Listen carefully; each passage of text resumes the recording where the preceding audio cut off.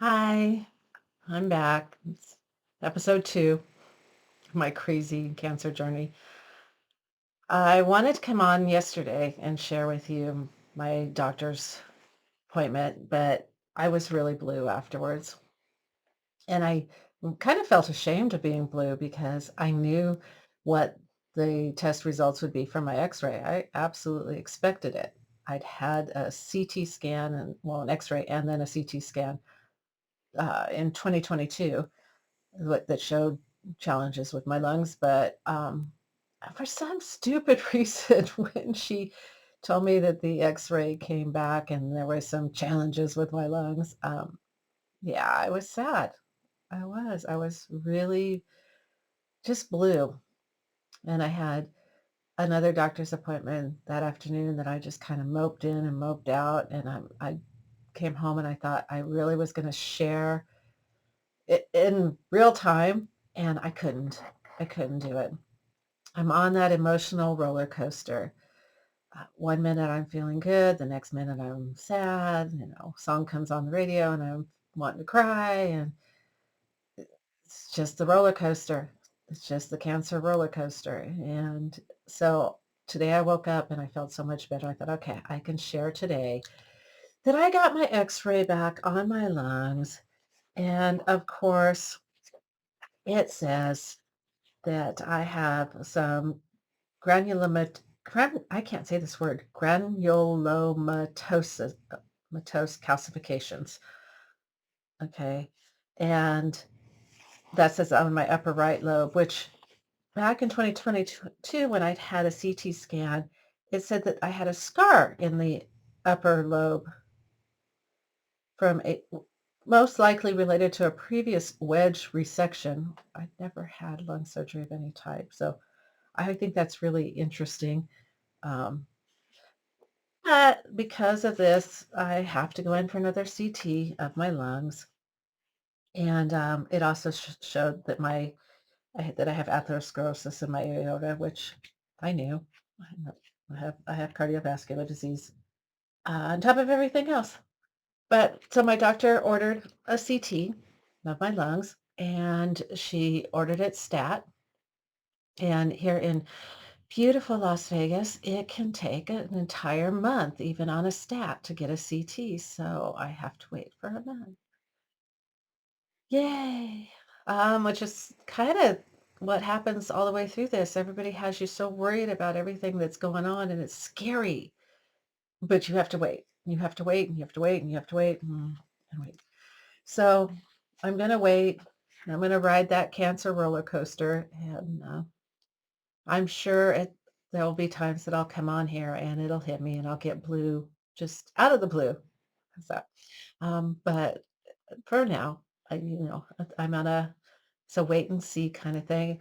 I decided today to take the bandage off and let it get some air. I've been keeping it covered because it's really super sensitive. But it's gonna be nice and healed just in time for them to cut it open again.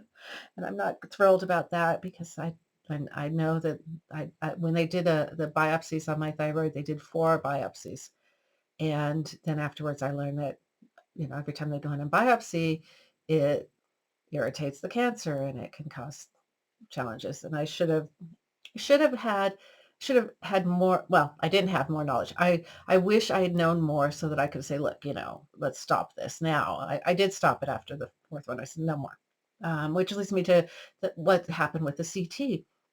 They wanted to do a CT with contrast and then one without, and I'm like, "I don't want the contrast. That's chemicals I don't want in my body, and with thyroid cancer, and I just period, I don't want it in my body even if I didn't have the thyroid cancer." And my doctor said, "Well, let me check and see. Maybe we can do it without." But I didn't even want the CT, and she said, "I have to have that." So I'm like, "Okay, I will have the CAT scan, but please no contrast." And she called me back later and she said, "You know what? You don't have to have contrast." So it pays to talk to your doctor and ask for what you want. I think that's a pretty good compromise.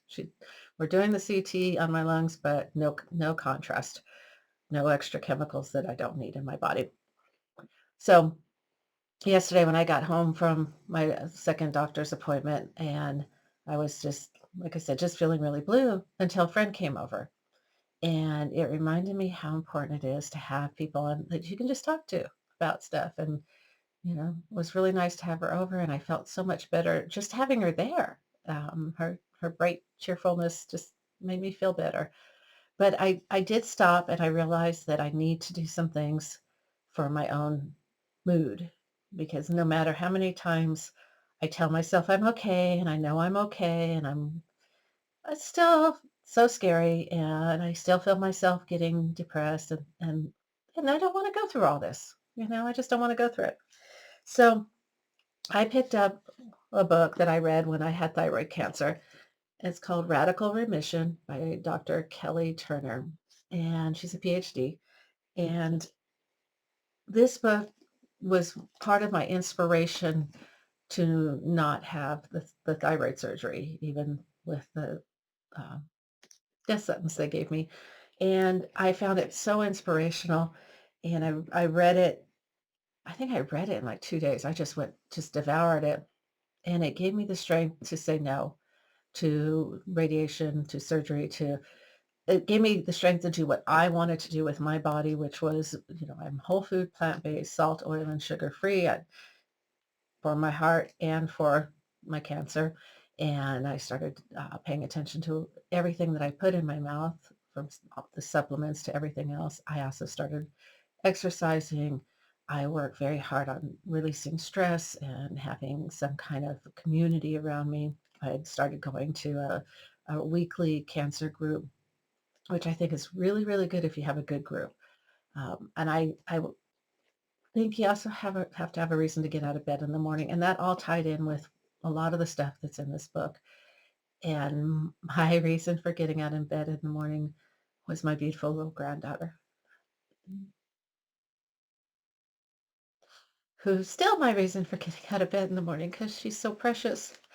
Um, I love my family, but she was born on my birthday. I got to be there, and she's very special to me, and I want to see her have kids. So there's the roller coaster. Anyway, um, I read Radical Remission back then, and I started reading it again. But I thought I'd share with you some of the books that I read. Her second book came out a little while later, and it was called Radical Hope. And I've read that also, which is a follow-up, which I loved. And then about 2 years into my thyroid cancer, I was at work and I was printing some stuff up, and um, I was at it's a co-work office, and so they had a lot of books all over the place. And I looked up, and this one was there, and I'd never seen this one before, and I'd been to that printer multiple times. So I was like, okay, and I read it and loved it. It's Cured: The Life-Changing Science of Spontaneous Healing by Jeffrey Rediger, MD, and it was really, really great. So I thought I'd share those with you because if you're on this journey, no matter what decision you just decide on, whether you decide to have surgery, not have surgery, are still waiting to even find out if you have cancer or what type, or but having these books and knowing that it's not a death sentence, that there is spontaneous healing, and doctors do know about it. They don't talk about it, but they do know about it because this cure is written by a doctor. So, of course, I think most of the time they say the test must have been uh, inaccurate, mistaken.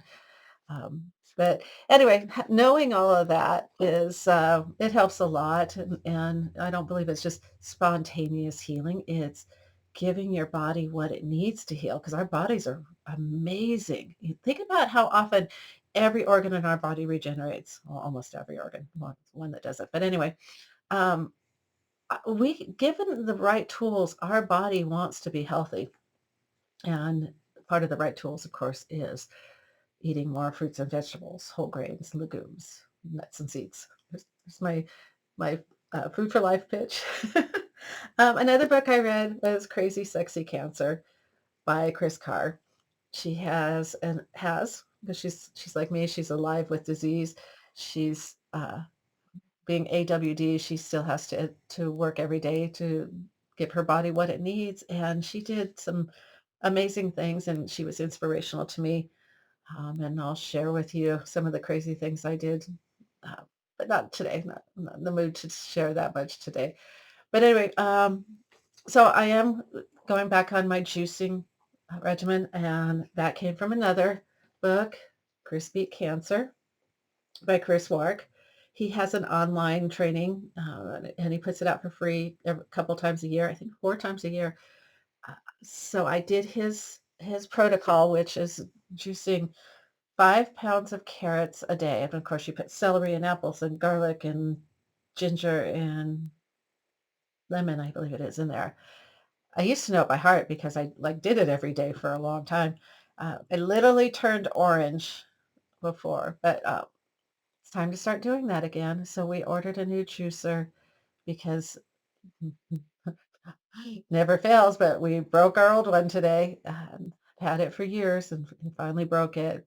But I decided I'm going back on the protocol of 5 pounds of carrots a day. Just I am going to drown my body in nutrients and give it everything it might possibly need to heal. And so I'm eating lots of salad, which I already did anyway. I'm a big salad eater now. Since I went whole food plant-based, and I'm not talking just like just lettuce. I put beans in it, and I'll put jicama in it, and I'll put carrots, and I'll put radishes and kimchi. I never liked kimchi before, but I love it now. Of course, I use a vegan kimchi.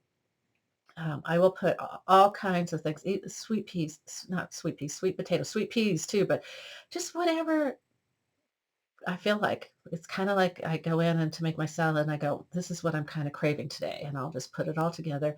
And then I like to put a little rice vinegar on it or I also have some balsamic vinegars that I switch off, but lately it's been rice vinegar for some reason. Just the rice vinegar is what my body's wanted. I'm going to squirt a lemon or squirt a lime and maybe some pumpkin seeds or cauliflower, broccoli, whatever I'm in the mood for. So that's what I'm doing. I'm going to be turning orange, and I guess I'll take you along on my orange journey, and you can make fun of me and call me. No, we're not gonna say that. Anyway, I'll be an Oompa Loompa. Um, so that's the updates. You know, this weekend I'm going to be at the Plant Powered Party in Las Vegas, and I will get to meet Chris Warwick, which I'm really looking forward to, and some of the other people that I follow. Dr. Barnard will be there, and Chef AJ, and I'm trying to think of who all will be there. Will Bolshevitz, Dr. Bolshevich. Um, oh heck, I'm going to reach for it because I'm really excited about it. Uh, see, Brenda Davis is a plant-based dietitian. Dr. Goldhammer, Dr. Lyle, Dr. Oliveira, Dr. John Scharfenberg, Nutmeg Notebook, Dr. Christy Fuck, and Dr. Joel Foreman.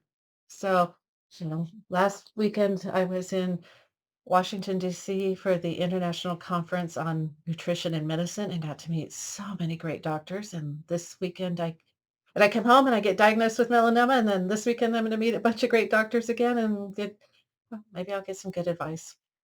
Anyway, whatever I learn, I'll share with you guys. And that's really all I have for today. Uh, have a blessed day. I'll talk to you next time.